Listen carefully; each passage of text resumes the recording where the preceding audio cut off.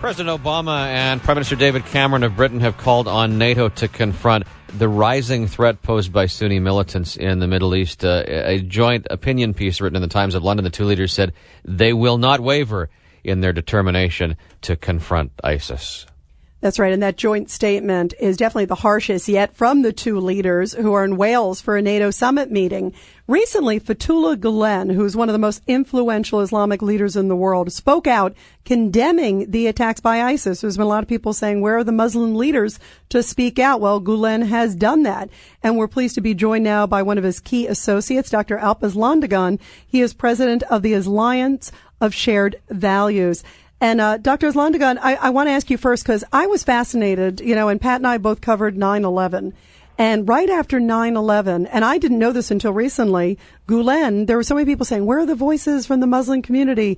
And yet Gulen, who I think is incredibly heroic, came out and said this famous line that a Muslim can't be a terrorist and a terrorist can't be a Muslim, and actually condemned the 9/11 attacks, right? Yes, Rita. Gulen was among the first Muslim leaders to condemn the 9/11 attackers. He actually used very harsh words for that. He said those people who commit those atrocities are monsters. They are not even humans. Dr. Aslandogan, explain for our listeners who aren't familiar with Gulen, what's his place in the Islamic world, and how broad is his support? Well, he is among the most influential Muslim leaders in the world today. In his native Turkey, he has an audience of about 3 million people.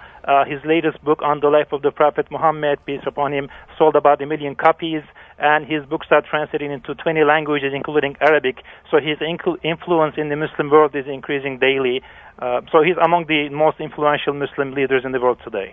And everybody, we're talking to Dr. Alp Aslandogan. He's the president of the Alliance of Shared Values, also a key associate to Fethullah Gulen, who was recognized by Time magazine last year as one of the 100 most influential people in the world, and a Muslim leader who's come out and issued some very strong and courageous condemnations. Tell us what Gulen has said about the recent executions of these two American journalists, Dr. Aslandogan, because so many people have been just so upset to see these horrible videos, and it's put in context of what's happened on the savagery on the other end. Exactly. It's hard to describe, the sadness that we feel as American Muslims, Turkish Muslims, and other Muslims seeing these videos and pictures. It's really hard to describe. But here are Mr. Gulen's words. He said, and I'm quote, "I deplore the brutal atrocities being committed by the ISIS terrorist group, hiding behind a false religious rhetoric, and join the people of conscience from around the world in calling for these perpetrators to immediately cease their cruel and inhuman acts."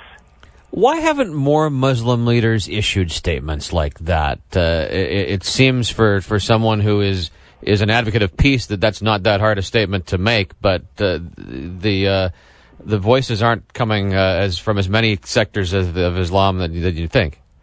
I believe, this has two elements to it. One of them is, unfortunately, good news doesn't make the news most of the time. So, a condemnation statement, although it might have been made, they may not make the news. I think, the duty for the Muslims to be kind of louder, as you suggested, to issue those statements louder so that it will get the attention of the media. That's something that we Muslims ought to do. Also, how do we fight extremists? The big concern, Dr. Aslandogan, is what's coming here. We're seeing what's happening with ISIS. We've had so many people who are concerned of that, and they've even said, we're coming to a city near you. How do we combat it? How do we stop this? Rita, this is a multidimensional problem, and the solution has to be multidimensional. Obviously there is a role for the states, there is a role for the international community. What Mr. Gulen has tried to do throughout his life is he committed his life to education, because at the root of all these cruelties, or on the other side, all the human acts of kindness, lies education. So if we can inculcate human values, respecting every human, values such as this in our youth, then we will ultimately win the battle against terrorism. Dr. Alp Aslandogan with us on the ride home today. Thank you for joining us with your comments. Thank you for having me. Well, as